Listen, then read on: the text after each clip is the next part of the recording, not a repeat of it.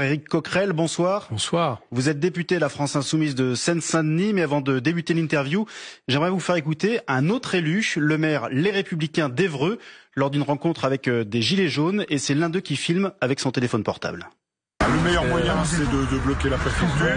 Il y a peut-être une idée plus simple, c'est que si, à un moment, bêtement, vous décidez de bloquer la police municipale, en tout cas les SVP, et que moi j'oublie d'intervenir, ça gênerait personne. Et ça peut être visible. Voilà, alors l'ironie, c'est que Guy Lefranc était le suppléant de Bruno Le Maire à l'Assemblée en 2007. Le ministre de l'économie condamne, et vous ? De quoi, les conseils qu'il est en train de donner? Donner des conseils aux gilets jaunes, bloquer la préfecture, écoutez, bloquer la police municipale. Je vais vous dire une chose, je pense que les gilets jaunes sont assez grands pour savoir quoi faire de leur mouvement et que... Bon, si lui se prend pour un gilet jaune à un moment donné et a des conseils à donner, ça me pose pas un problème absolu, mais je crois pas que ce soit ça qui change le mouvement, etc. Bon, c'est bien que... Après, c'est les contradictions de la droite. Si vous me dites que c'est le suppléant de Bruno Le Maire... C'était le suppléant de Bruno Le Maire. Mais vous ne craignez pas une radicalisation des élus avec un peu de démagogie en ce moment pour surfer sur cette colère? Non, je crois que ça n'a aucun effet sur ce qui est en train de se passer dans le pays. C'est effectivement une colère et quelque chose qui est jugé insupportable par, j'allais dire, tous les Français quasiment. J'ai vu votre sondage hier. 87% des Français qui approuvent les gilets jaunes. Je crois que c'est totalement inédit dans un mouvement social. Voilà. Les gens ne supportent plus l'injustice fiscale, la vie chère, les privilèges. C'est ça qui ressort à peu près partout, si on regarde les éléments qui se recoupent. Et vous savez pourquoi ils les supportent plus?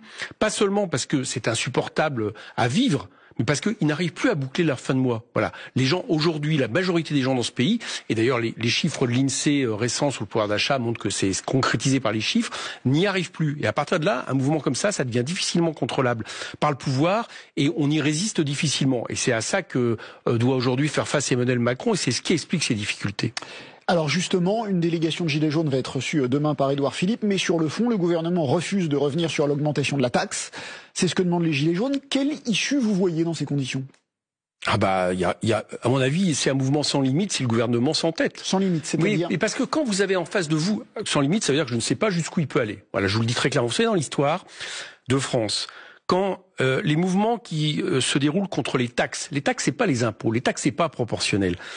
D'accord? Les privilèges, la vie chère, en général dans l'histoire, ça a été dans des périodes révolutionnaires. D'accord? C'est ça qui a donné naissance par rapport à la Révolution française. C'est juste pour dire ce qui est en train de se passer dans le pays. Je ne dis pas que ça va déboucher sur une révolution. Je dis simplement que la révolte est telle qu'à un moment donné, on ne sait pas jusqu'où vont les limites si le pouvoir ne répond pas à ce qui finalement, j'allais dire, l'intérêt général et la volonté générale des Français. C'est ça qui se passe. Ils ont un pays face à eux. Alors ils peuvent pas continuer à s'entêter en disant on a été majoritaire il y a 1 an et demi, on fait comme si rien n'était. C'est pas possible.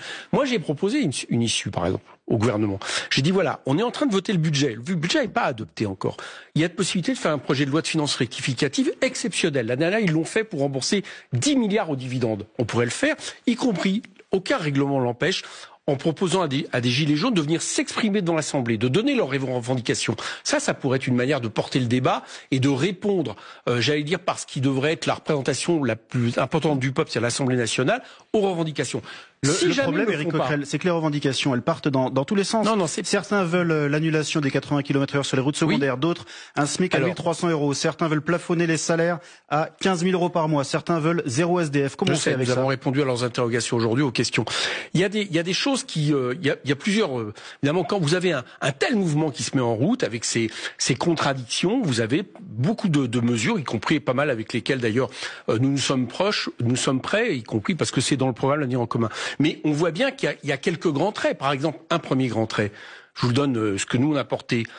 On pourrait arrêter l'augmentation des taxes carbone qui a été décidée pour les carburants et en même temps rétablir l'ISF. C'est à peu près la même somme par rapport au budget de l'État. Bon, on pourrait par exemple avoir des mesures où on prend les 40 milliards du CICE qui ne servent à rien, presque aucun emploi créé pour les mettre dans une vraie politique de transition énergétique. Bon, il y a tout un tas de mesures.